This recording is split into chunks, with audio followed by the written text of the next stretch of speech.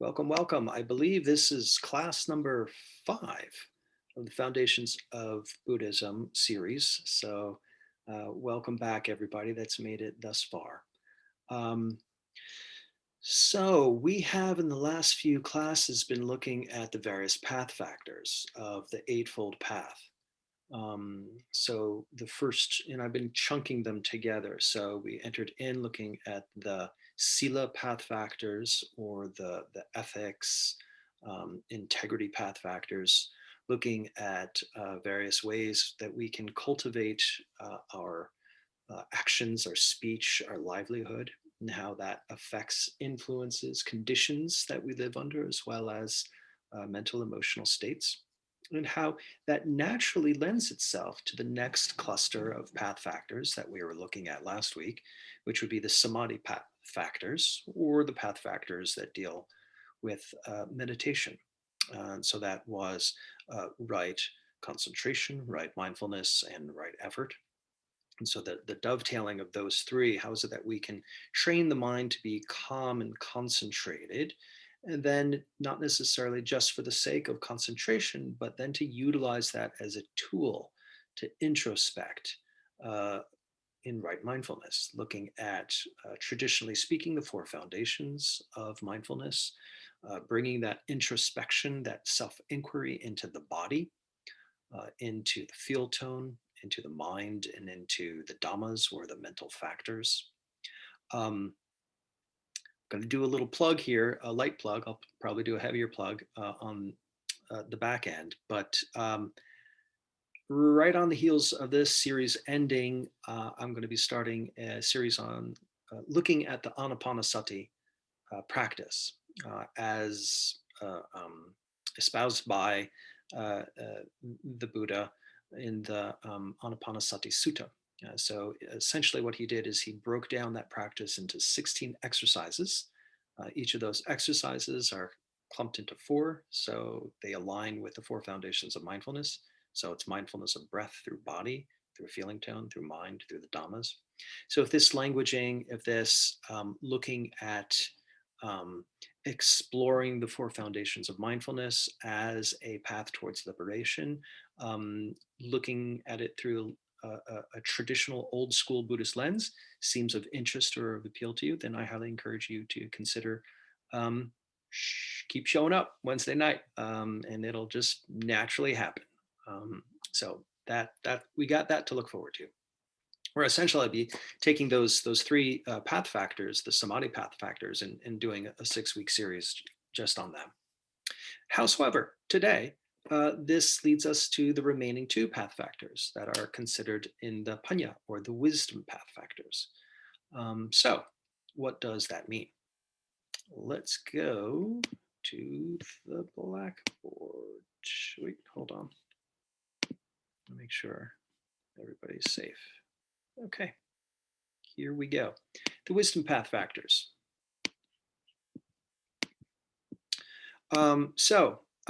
As noted previously, we have the right action, right speech, right livelihood, right concentration, right mindfulness, right effort.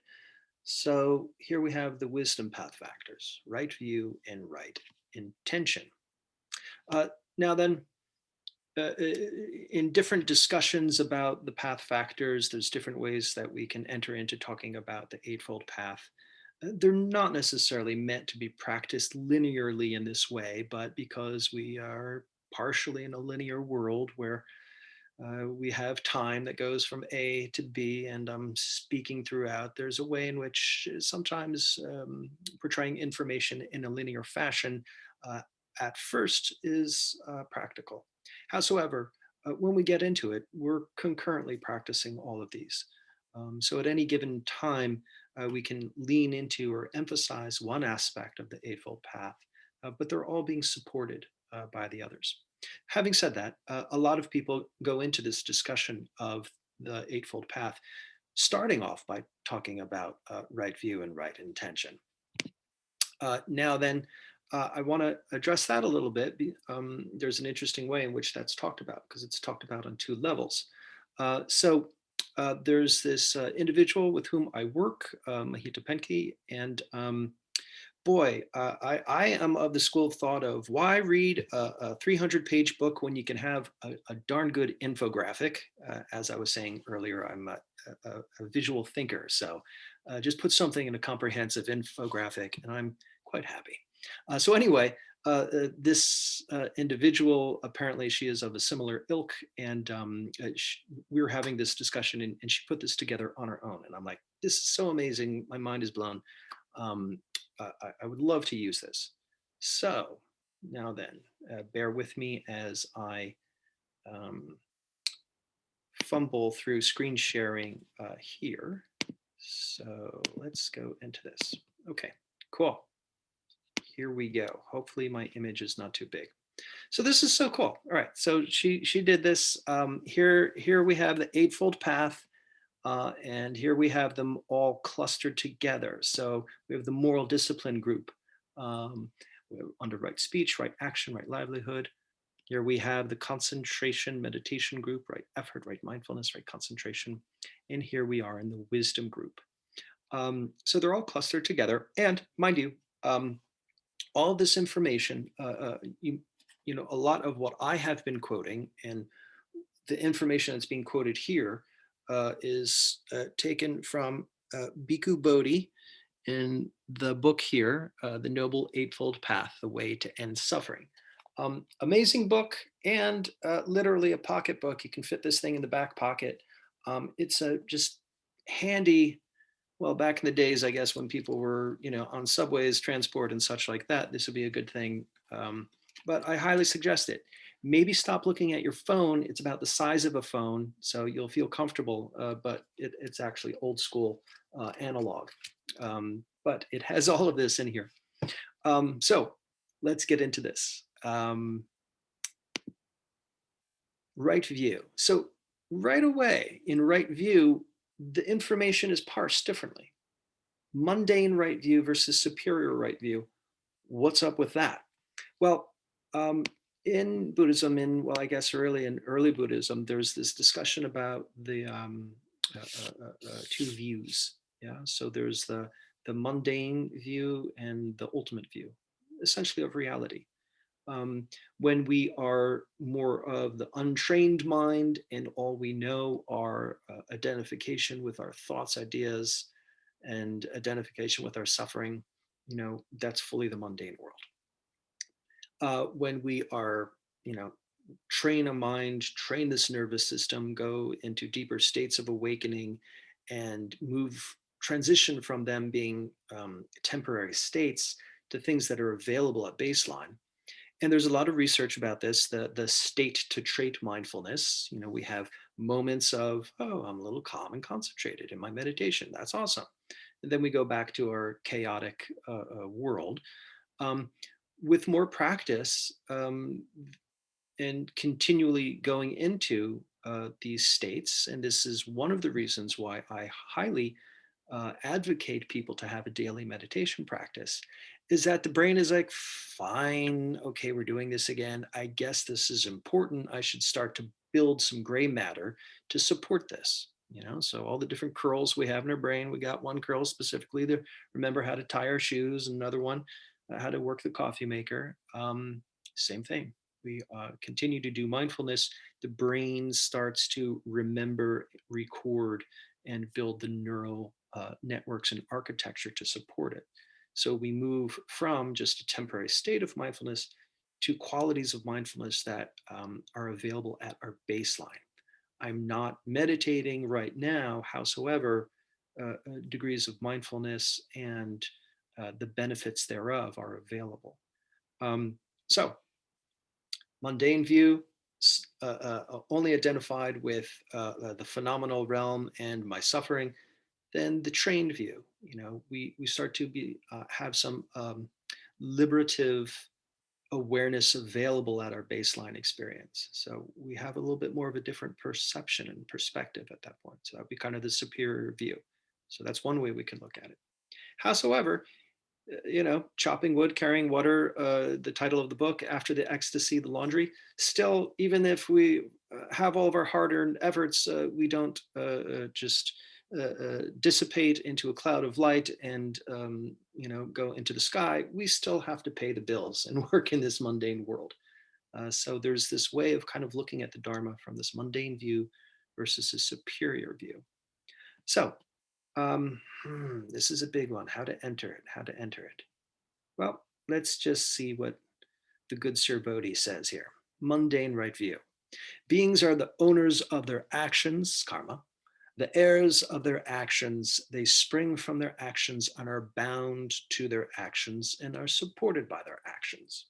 So this is a quote that she chose to put for um, mundane right view. Superior right view, understanding of the Four Noble Truths.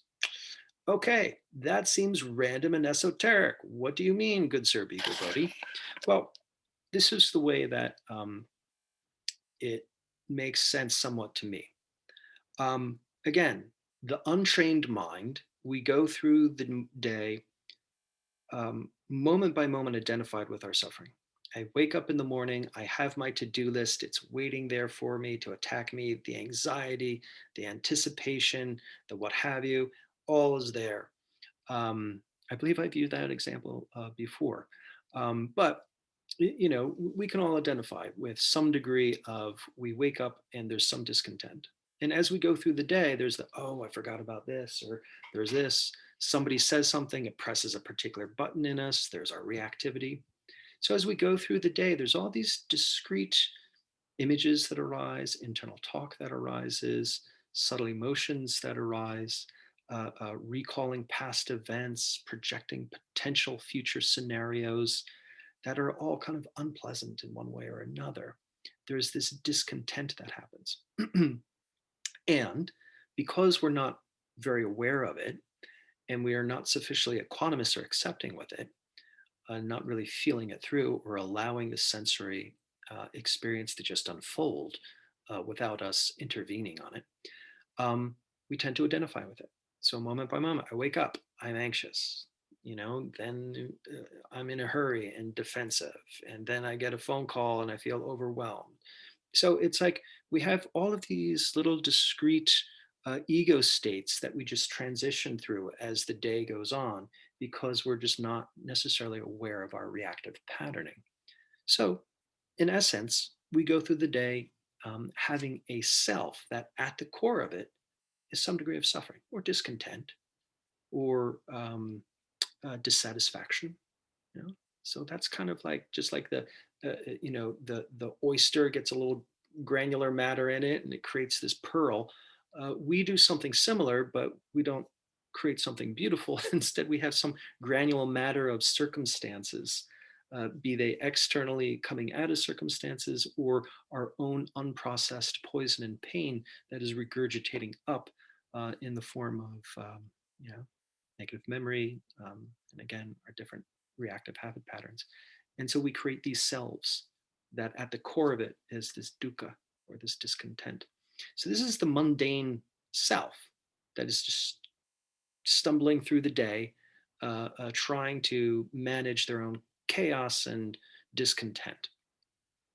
Now, then back in the day, so we're talking 2,600 years ago, we're talking about the axial age, just the agrarian culture is just kind of coming on the rise, and the surrounding communities and cultures look to the left and the right, the individuals, and they look at their circumstances and they shake their fist to the heavens and say, why, gods, have you done this to me? So in a way, we could make the argument that the Buddha was one of the first individuals to come along and say, well, maybe we created our own conditions.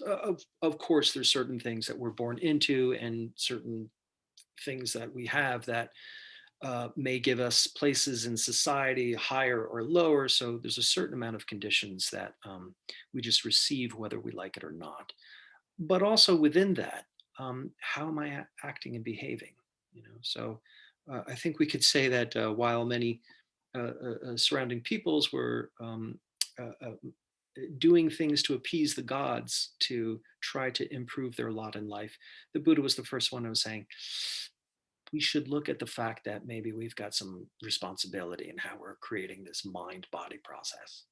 So the mundane right view is, let's not shake our fist to the heavens saying that, I'm suffering because of something that the gods gave to me, I should start to look at what my actions are. And I'm earning the results of my own actions.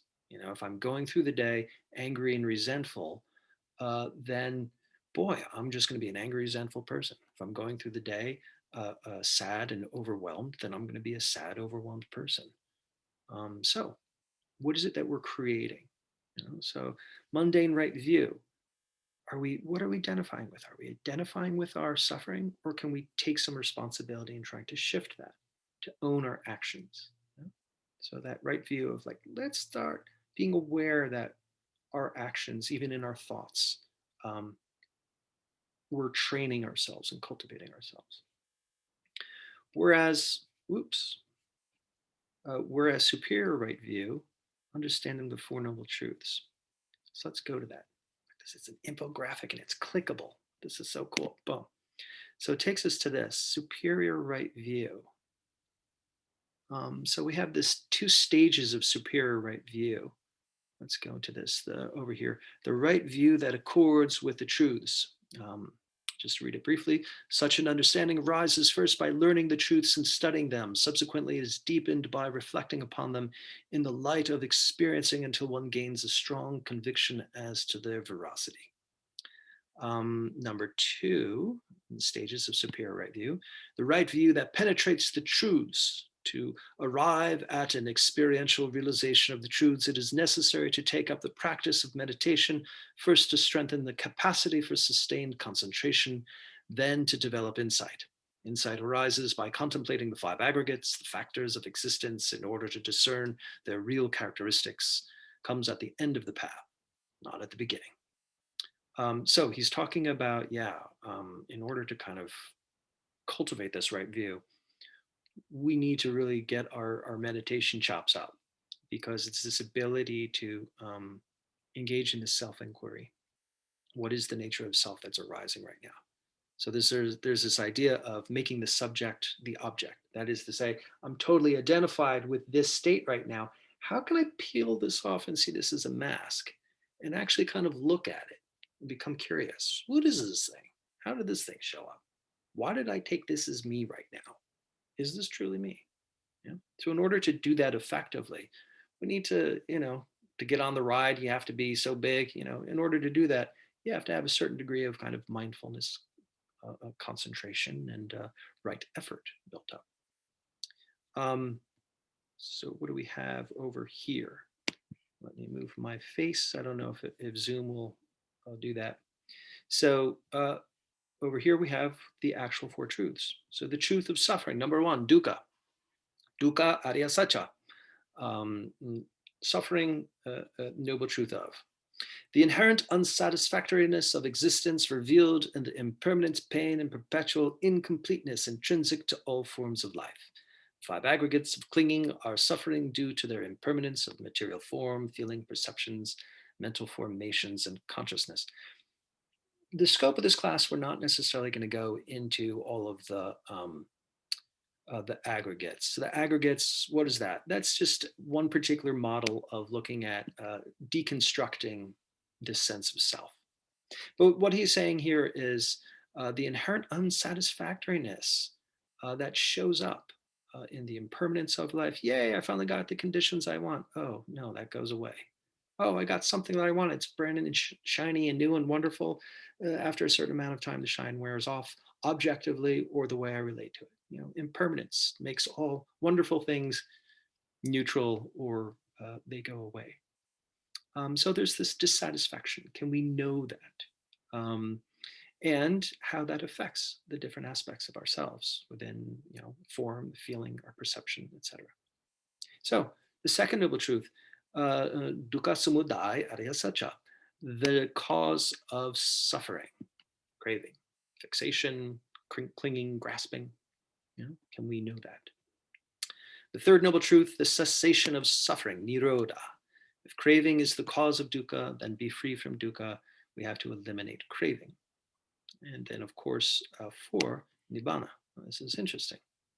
The unconditioned state experienced while alive with the extinguishing of the flames of greed, aversion, and delusion.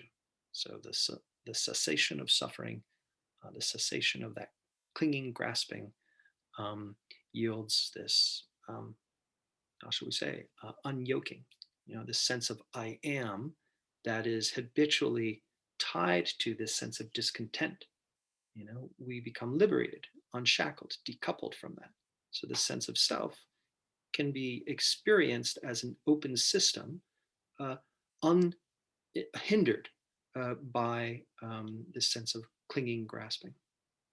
I know it's still esoteric. It's still esoteric, but essentially that's what we're looking at, is how to move from, how shall we say, I'm identified with my suffering and I'm shaking my fist at the world, to there's a way that we have to look at this.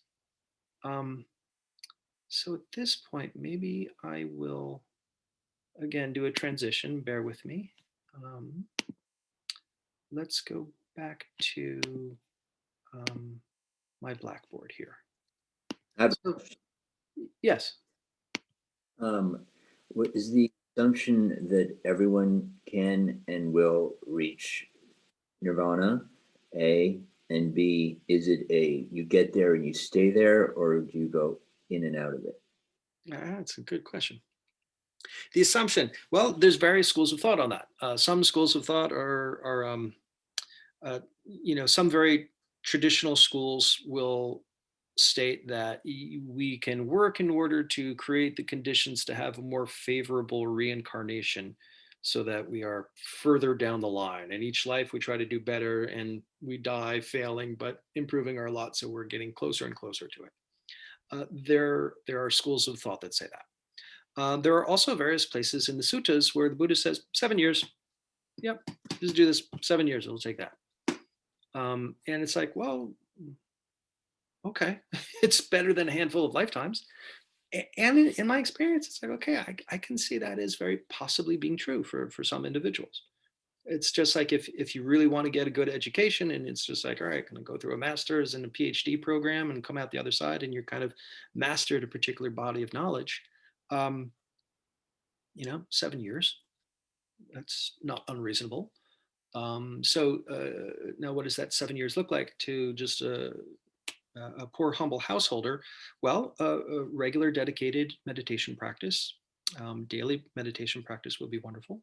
Regular contact with a teacher that you can trust and can have a sense of what your practice is and can offer guidance. And some regular attendance of some retreat work. So, some deeper excavation that can happen while on retreat. I think that those are sufficient conditions that, let's just say, if a person does that 7 years later, well, they will be significantly closer to um, liberation than before. And in a way where they most likely will not regret those actions and that commitment. Now, then, having said that, um, oftentimes liberation, awakening, enlightenment, release, all these different words and vocabulary that's used, they all have a different connotation. Um, and it's also presented as though it's black and white. Like one moment, like I speak with this one um, student who frequently points to, with a bit of dismay, of like how often it's cited in the suttas of, oh, Buddha comes into town and he says blah, and then all the people were enlightened because they just heard it. Um, yeah, I don't know how true that is. Number one. Number two, it reinforces this idea of I'm totally ignorant. Something happens and now I'm totally enlightened, man. I don't think it works like that. A teacher of mine, Shinzen Young, says the metaphor is like getting wet. Like, so you listen to all these Zen stories of, somebody having this, awakening. It's like getting wet, like you're dry, and then somebody pushes you in the pool, splash, you're enlightened, you're totally drenched.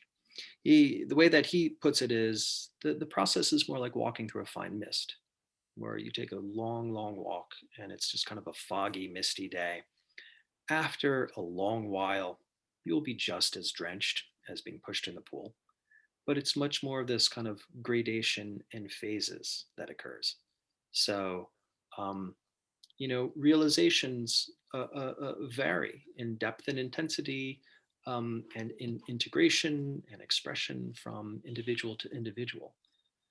So yes, I am of the school of thought that everybody has an inherent Buddha nature. That is to say, the capacity to wake up. That'll look different for everybody. And the process to get there will be different from person to person. But with a consistency of effort over time, it is attainable. And it's not black and white, it's degrees. And that's also a little bit longer of a conversation, what that might look like. To your second point, do we go in and out of it? There's been some research of some people that identify as fully enlightened who do say that, yeah, they have tough moments, and the region where they all tend to agree is waking up and going to bed is just hard for everybody. So waking up is just like, don't ask me any koans before I've had my coffee. You know, there's a sense of this ordering process of self and world that tends to come together as we wake up, and then as we get tired, tends to naturally come apart. People are subject to having a sense of those faculties of liberation are also kind of go during those times as well. They're subject to stress, they're subject to anger, sadness, hopelessness, disgust, shame, embarrassment, and such. But it's felt through with much less obstruction. Um, and I think there's this one monk that I've worked with, Dhammananda of Maitre Vihara. He said that he feels also that could also be temporary too. If people are not putting in the effort, putting in the conditions that sustain and create the conditions for being awakened and liberated, there can be a backslide. And that's something that he said that I thought was a very interesting comment. And to me, what makes sense is that's a good way of explaining why there's so many people who have become large figureheads of religious movements that then kind of fall into horrible scandals. They might get to do a lot of work and then gain some notoriety, and then they're like, all right, I'm just going to rest on my laurels. And then boom, there's a backslide. Those hindrances of craving, aversion, unconsciousness, restlessness, and doubt come up like weeds in the spring. Um, so I don't know if that fully answers, Jeff, but Very much, very, very great analogy too, with this mist and the downpour. cool. Or Glad it works. Okay, so how to do this, how to get there. Let's take a look. So there's this idea of the Four Noble Truths. So we just read through Bhikkhu Bodhi's commenting on the Four Noble Truths, describing what they are. And it's quite beautiful. I love the way that he throws together a sentence. So there's the Four Noble Truths from this philosophical view. How is it that there's the way that we need to understand the sense of dukkha or distress in our lives, and we need to understand the origin, and we need to understand the cessation of it, and that can lead to an awakening in nirvana. So we can look at it from a philosophical point of view, and there's a sense of, yes, those are just 4 points on a philosophical axiom, or we can look at it from a training point of view. Within that, there's actually a step-by-step how to cultivate this right view. So rather than the Four Noble Truths as a philosophical axiom, what if it's a directive? So here we have rats. I should have done this differently. I'm going to get rid of my face here. So this is taken from Thanissaro Bhikkhu, The Four Noble Truths, a study guide. Access to insight.org, available to everybody. Look it up. The guy, I do not think, sleeps. He just is up there cranking away on his typewriter, just translating Pali canon and making excellent commentary. Anyway, he says this: To counter this problem, I guess, of the ignorance of self, just the suffering self, the Four Noble Truths drops the idea of me not being me and being not being, and replaces them with two sets of variables, cause and effect, skillful and unskillful. Okay?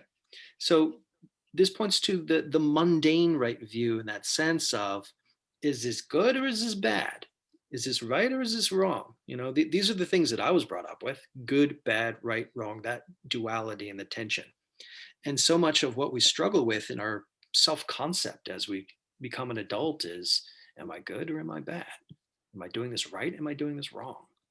Um, so in the whole exploration of the mundane right view, it's, well, let's have a different paradigm.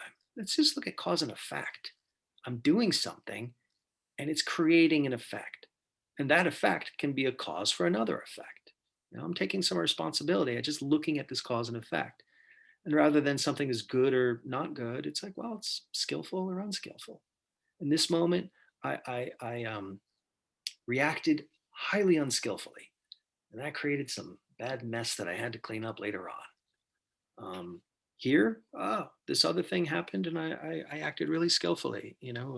Somebody was sharing with me the other day how they struggled with reactivity and defensiveness, and they were giving a presentation, and a person in the audience heard it very incorrectly, and that person was going through their own difficulty, and the guy launched into a verbal attack on the presenter. And the presenter said, wow, for the first time, he organically experienced not being defensive, but recognizing the other person was in pain.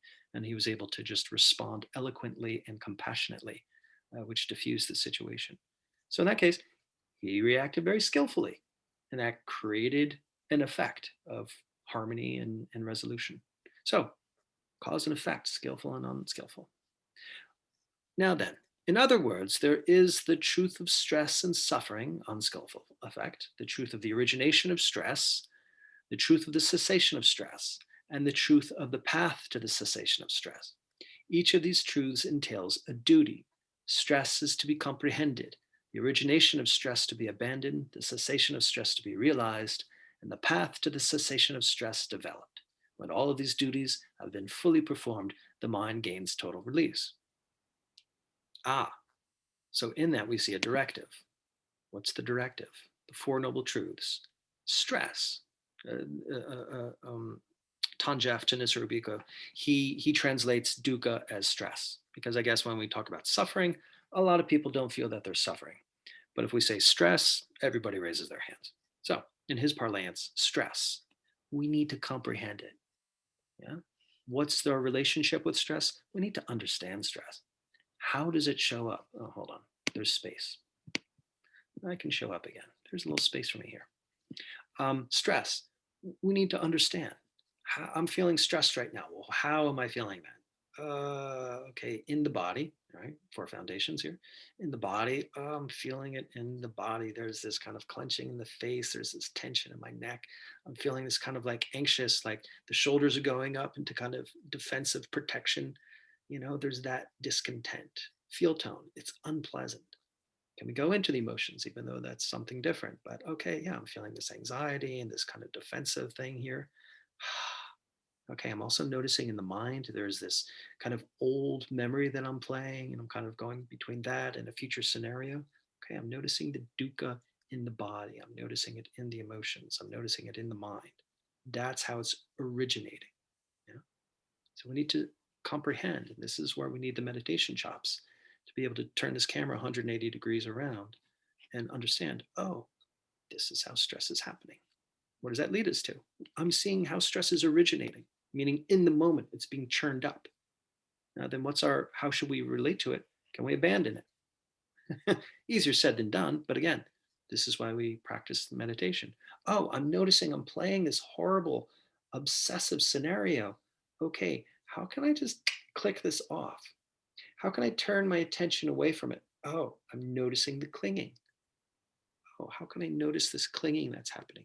What happens if I just kind of let go and don't cling? Oh, well, that's no longer fueling this thought process.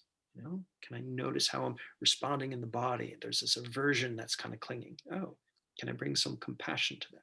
Can I bring some acceptance, equanimity? Oh, that's now relinquishing. Yeah? So I'm abandoning the stress as it's being fueled in each moment. So that creates the conditions for the cessation. Oh, okay. I'm noticing, I'm kind of calming down. The cortisol is being filtered out and I'm tending to relax. I'm realizing, making real the cessation of this stress. And then path. Well, this needs to be developed. We need to develop this.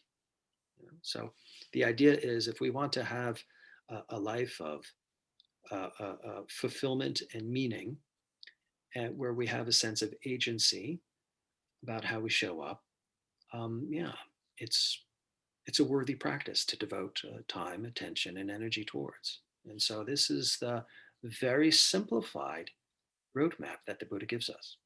And so I've said this word, the different matikas, or the different kind of mother teachings. I mean, many people feel or attribute the Four Noble Truths as this is the core mother teaching that Buddha has.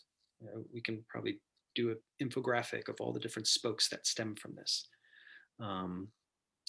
But this is it. Stress. Understand the stress. Comprehend it. Abandon the origination of stress. Realize the cessation of stress, and work on that to develop that. And in that process, we will be kneading out, smoothing out our reactive patterns, and allowing ourselves to come to a place where maybe we're processing some of that held and unprocessed poison and pain, feeling that through, resolving, digesting, letting it go. And as time goes on, we tend to smooth out. And as he says, when all these duties have been fully performed, the mind gains total release. Yeah. Okay. So, any questions on that? Again, I know it's a lot, but this is kind of the right view, that leads into this Four Noble Truths, that leads into, okay, this is how we need to cultivate ourselves.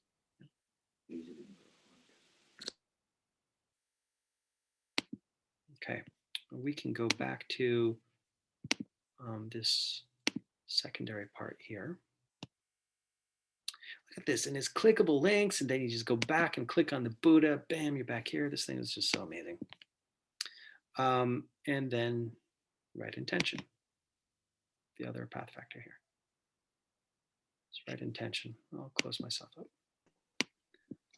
So Mike, I had a question. Yes. Oh, sorry. No, you do apologize. Just going back to that first, where it has all of the first slide that has all of the path factors, the elements. Yeah. So I'm kind of trying to get because I'm linear, trying to. So what you've been saying, just kind of going back again, the right view, right intention is kind of the pathway into, would you say, as a hierarchy? That's kind of what leads us into all of these other factors. Is that essentially what you're saying? Or yeah, so if we're to look at it linearly, some people like to enter into this conversation of, well, let's look at our view, man. Let's look at our intention. Is my view right now that I'm suffering, and my intention right now is I'm acting out of that suffering? I had a bad day. I had a really bad phone call. I didn't like that. Now I'm going to go into my house and I'm going to be in a real bad mood to my wife and kids. So it's just that wrong view of, I identified with my suffering. Now that's the place from which I will now act and emit. And then my intention will be unconsciously emitting that negativity. So that's a place where we can look at that mundane right view, right intention of, let's look at this. And then that can lead us into, well, let's clean up our speech. Maybe I shouldn't be saying something mean. Okay, so it's kind of going from big picture essentially into into the parts that comprise the right view and right intention. Yeah, and then so the right speech, right action, that those are Okay. little steps that we can take, and then that leads us into, well, where does this all coming from? That leads us into our mindfulness and the concentration. But then we come back to right view, and now we're a little bit more mature and wiser as a result of all this. And we can have this right view and right intention from a kind of slightly different lens of being a little bit mature. So yes, I appreciate the linear view as well, but we can say it's kind of like a cycle, but Mhm. It's kind of more like a spiral, because as we go to it, we keep auguring deeper and deeper, and the lessons kind of become a little bit more profound and profound each go around. Got it. Okay. Thank you. Sure. Okay. Right intention. Okay, so right intention. Now then, this, again, being linear, it's kind of cyclical. This is where we started the conversation somewhat around sila and action. Well, what's my intention? Is it because of sensual desire and ill will and harm? Is that what I'm clinging and grasping on, and therefore that's the intention behind my actions? Or is my intention from renunciation, goodwill, and harmlessness? Yeah. And in a way, again, looking at that state to trait mindfulness, forgive me, I'm going to kind of abbreviate this side here because I've got one eye on the time. Um, um, Ultimately, this practice, when I was talking about kind of state to trait mindfulness, part of the trait that shows up is this, the idea that there is some faculty, some aspect of the faculty of awareness that just does not shut off, that is able to see, discern, acknowledge, and respond to skillfully. And ideally, that part hopefully does not turn off. And where it tends to reside is just at the base of awareness itself, that is kind of deeply aware of that which precedes action. So it's like we're mindful at the level of our intention. Before I reach to grab my cup, there's the awareness of the intention to do that. Before I speak, there's this awareness of my intention of what the words are. Before I act, there's this awareness of the intention. And it can understand, all right, is this desire or renunciation? Is this goodwill or ill will? Is this harmlessness or harmfulness? And again, all the different path factors working together, well, then the right effort comes in. Well, maybe I should kind of pull back on this. Maybe I should lean into that. And so there's that level of awareness that that becomes just available at that level of intention. Yeah. So I know I kind of did a lot on the view and kind of shaved intention down, but you can see how they dovetail quite a lot together.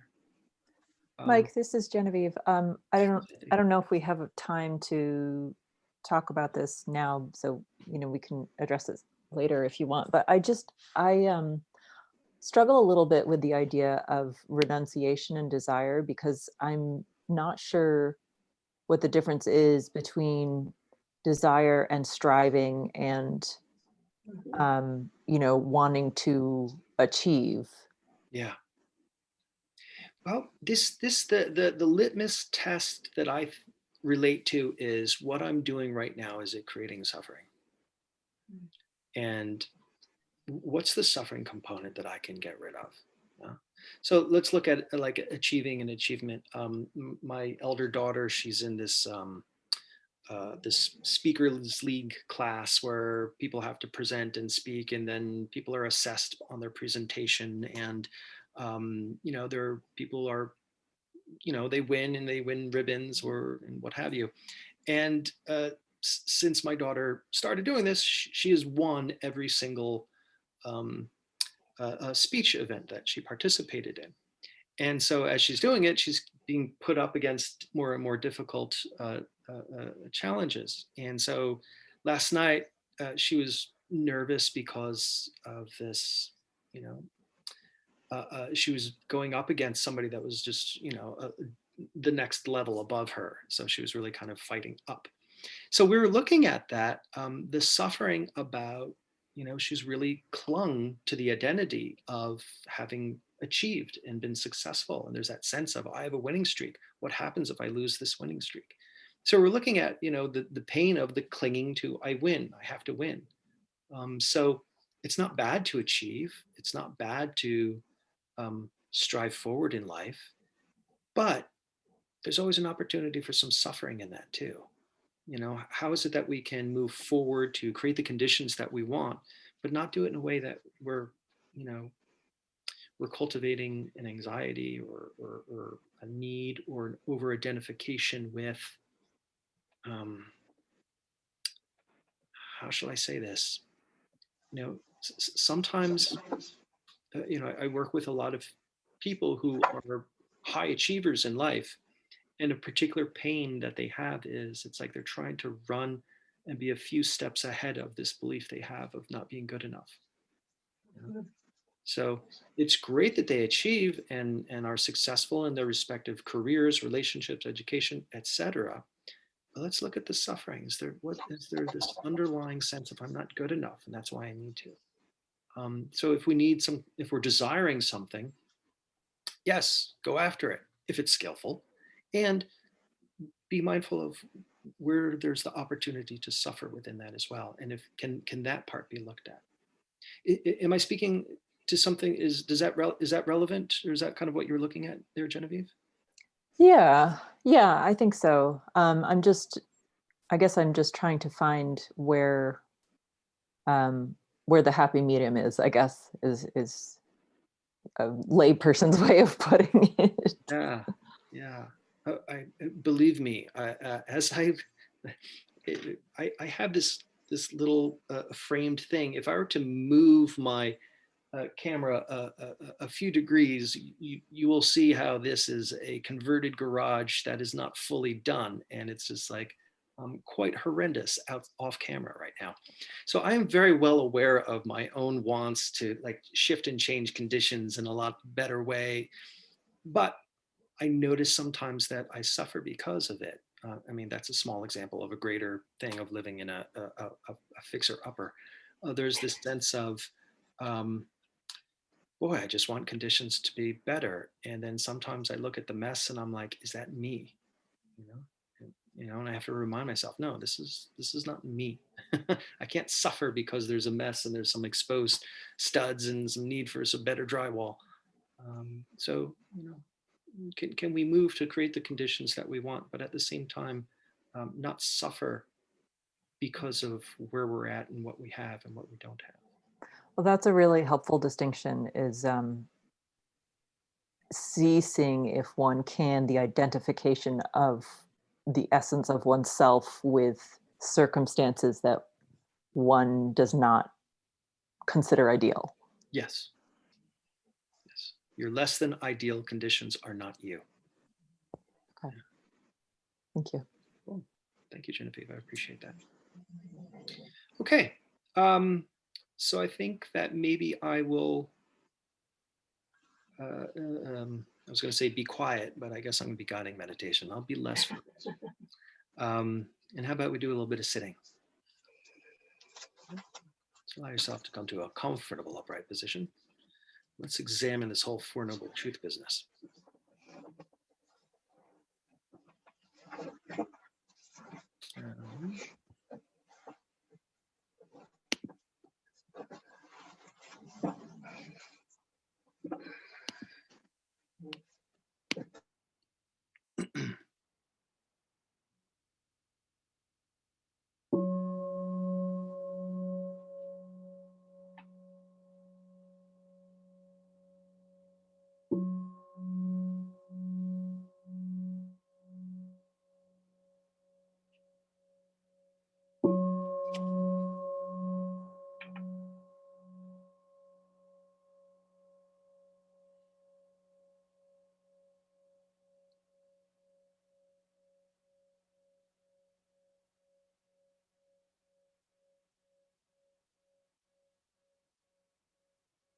Allow yourself to straighten up and settle in.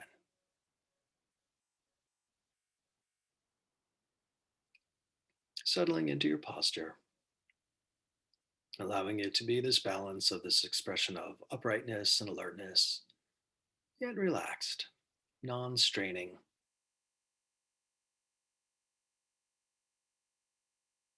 So both this straightening up is an expression of wakefulness, and the settling in is an expression of relaxation and ease. Settling into the body, we can also settle into awareness. It sense of brightness, aliveness you discern, detect in the mind, in the body, however it makes sense to you or feels available.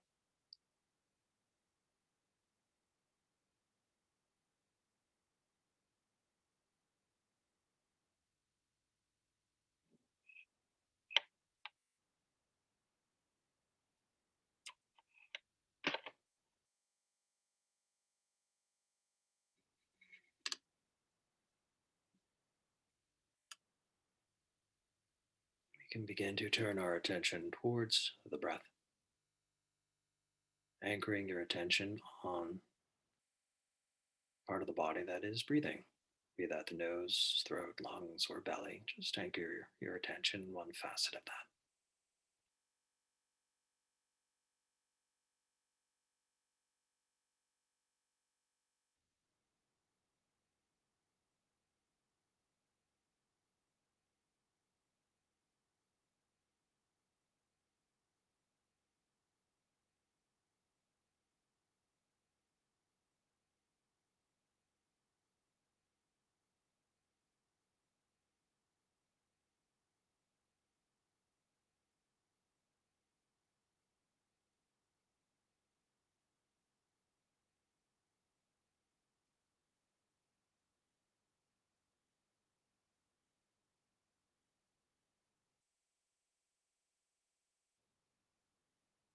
So cultivating shamatha, the calm abiding, and at the same time, this sense of bolstering up our concentration.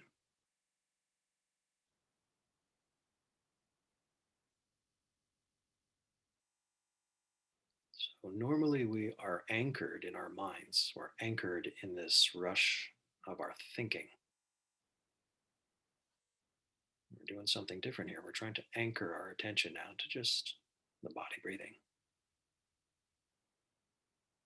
The more that we can anchor into that, we can begin to allow the mind to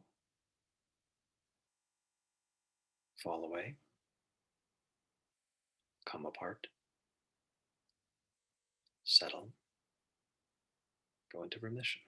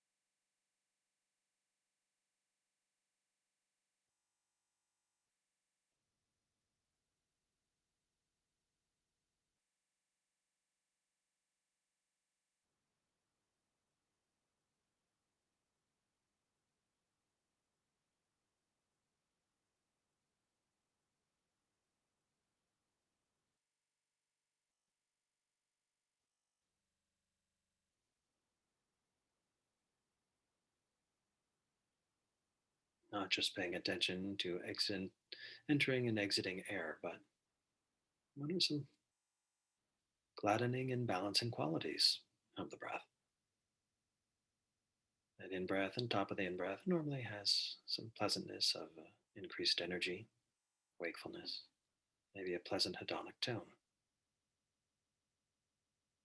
To whatever degree that's present, recognize it, give yourself permission to feel that.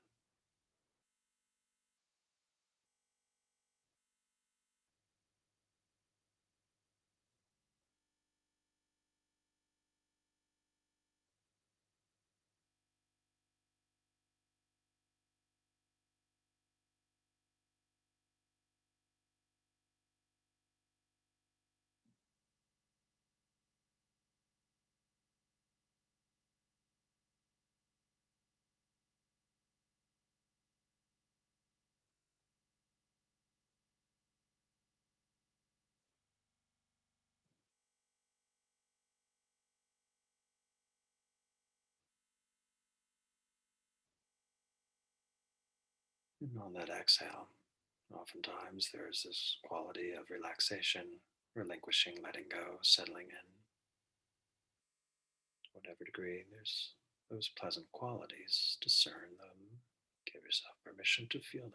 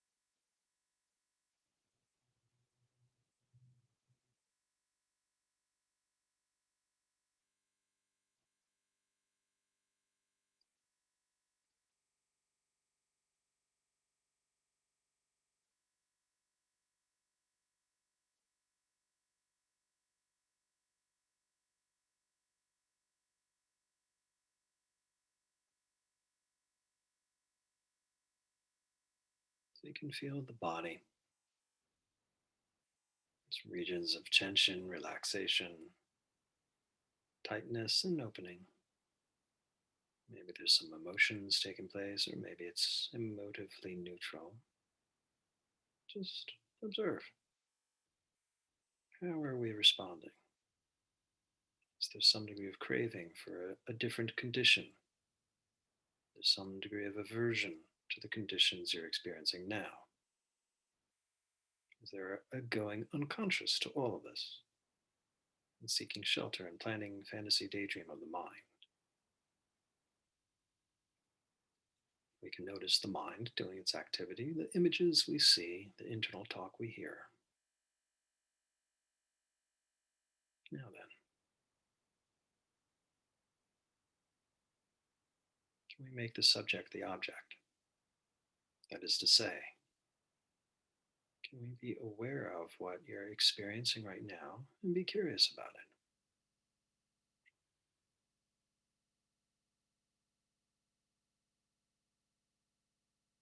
Moment by moment, what are you primarily in contact with? The feeling form of the body, the seeing component of thinking of the mind, or the hearing component of our thoughts. Moment by moment, there's the seeing, the hearing, or the feeling that's taking place that our attention is naturally drawn towards.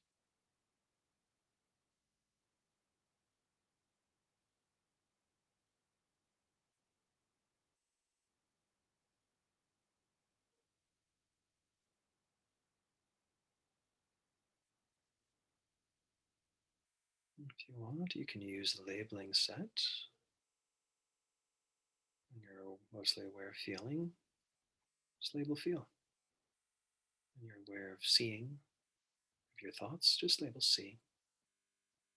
When you're aware of hearing of your thoughts, just label hear.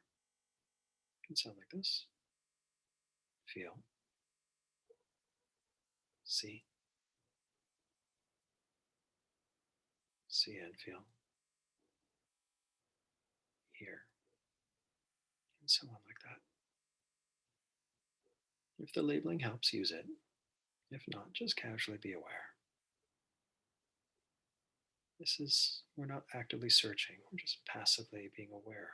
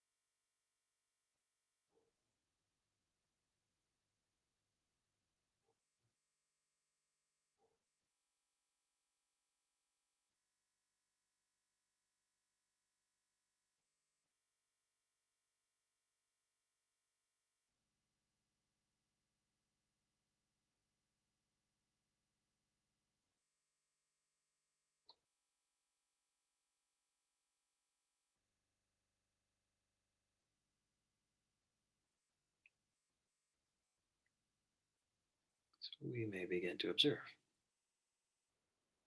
Are you having the peak of a perfect moment right now? If not, maybe there's some degree of discontent. We can examine, where do you discern that? Something occurring in the feeling form of the body, something in the mind.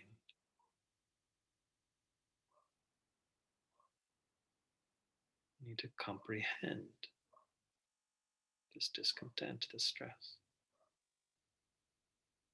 How does it show up in what sense gate, what sense domain.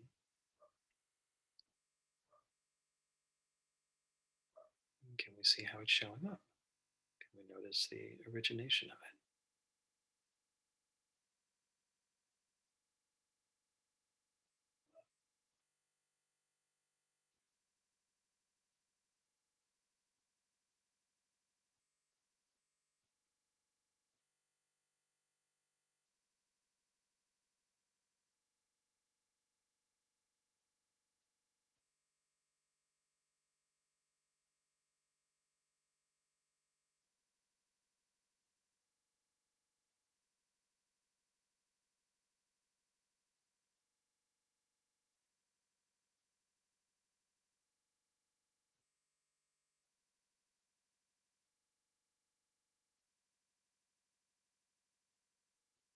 So what does that look like moment by moment? We're just contacting the mind and body.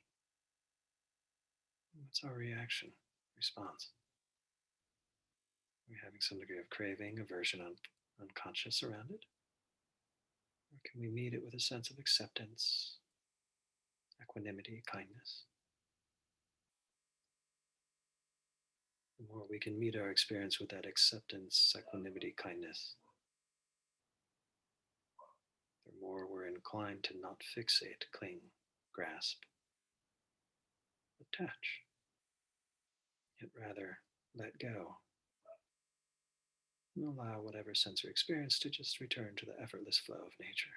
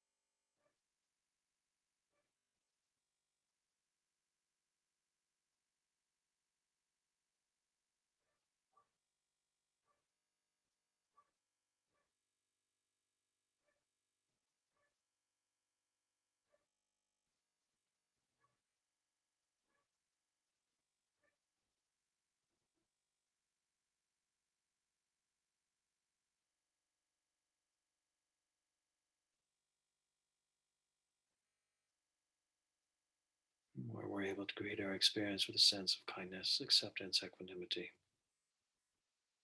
Just not need to do anything about what's happening, but let it go. We're realizing the cessation of stress. So wherever you feel kind of a settling in, a dropping off, a mellowing out, a letting go of thoughts and feelings, and you feel the benefit of letting go of the whatever stress is related to that. Just give yourself that credit, appreciate that decreasing of discontent. And conversely, the increase of the sense of well-being, born of kindness, acceptance, equanimity.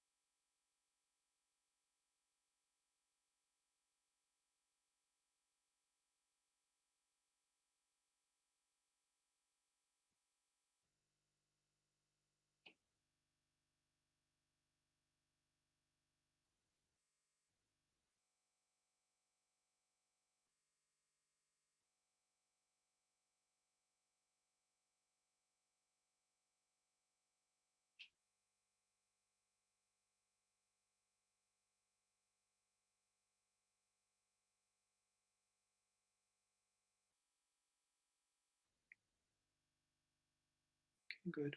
Let's let go of all that activity and busyness. Whatever degree of cultivating a kindness, acceptance, and curiosity.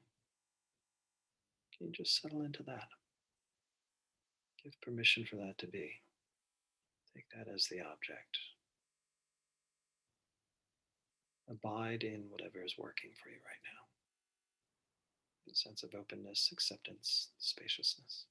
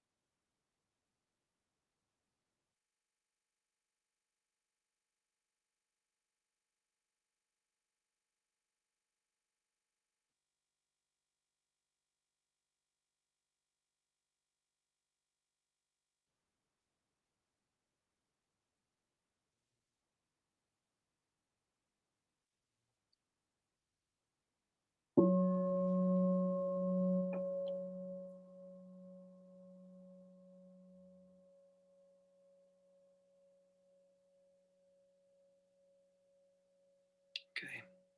At ease, everybody. Okay, so thank you everybody for your effort and your attention this evening. Thank you for being open to the information and providing conversation. I really appreciate everybody's feedback and reflections. Um, does my heart good that people are taking this in and trying it on. I think that's the right spirit. Just try it on, see for yourself what resonates. Okay, let's end with a dedication of merit. By the merits of these acts and other such virtues, may we attain a liberation for the benefit of all beings. We bow before those who come before us on the path, and those who come after us on the path, and those who walk beside us on the path.